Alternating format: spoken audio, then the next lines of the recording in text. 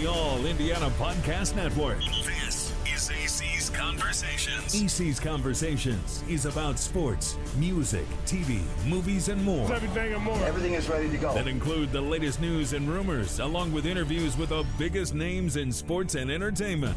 This is AC's Conversations with your host, News 8 Sports Director. The man is the real deal. Let's go to work, fellas. Anthony Calhoun.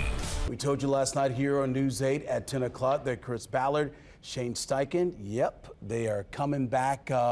Not nationally, maybe a big surprise, but I know you said this even on Countdown to Kickoff yesterday morning that you thought those two would be coming back, right? Yeah, I mean, I got the vibe really ever since about mid-season that they would be back. I think the Sauce Gardner trade, I think green-lighted by Carly Ursay-Gordon, certainly spearheaded that. We just heard from her earlier in the afternoon, and I think she pretty much said it, that this fast start and 2 months, maybe over 8 years.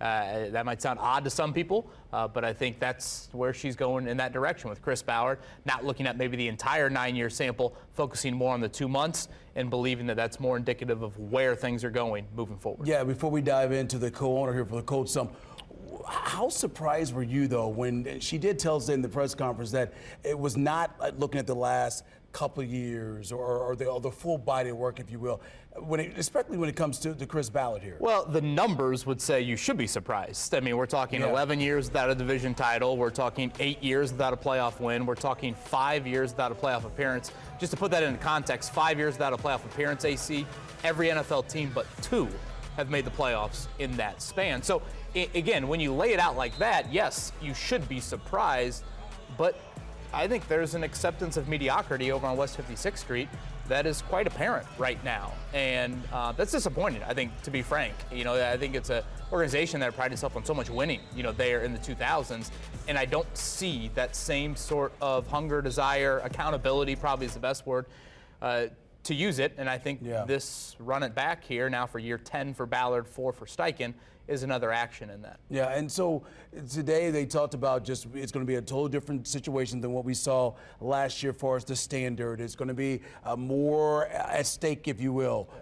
But the message we heard today, to me, it sounded very similar to what we heard last year. Yeah, I don't know how much offseason change we're about to see. I think, it is hoping Daniel Jones returns from the torn Achilles as healthy as possible. DeForest Buckner continues to play despite having neck surgery. It's kind of trying to get back to, again, the 2-month start to the season. Injuries certainly were a factor here in this season starting to turn, but 7 straight losses is 7 straight losses. And again, you have multiple years where late season collapses, no matter the health situation, has been a definition of this team. So, a question I had walking out of that press conference room today was, where is that heightened urgency and where was it last year when the droughts and the numbers we just laid out were still, I think, very, very humbling, frankly. Yeah, you're right about that. Okay, so you talked about Daniel Jones. We know, of course, he had the Achilles injury and missed most of that second half part here when you think about what the Colts here, he's dealing with that injury throughout the time, even going to that Kansas City game. What's the status with him as far as his situation? Do you expect him back here with the Horseshoe? I do.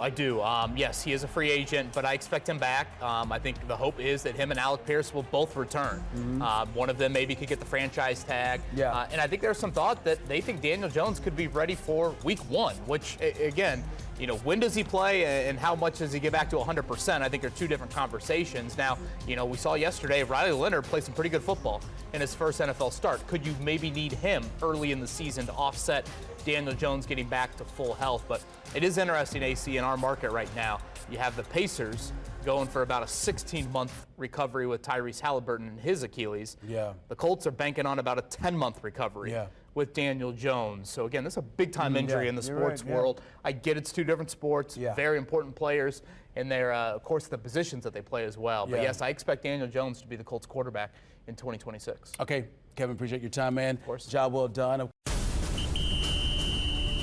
Discover more at wishtv.com and when you follow Wish TV on Facebook. Plus, be sure to follow and subscribe to the AC's Conversations podcast and others on the All Indiana Podcast Network. Connect now at allindianapodcastnetwork.com.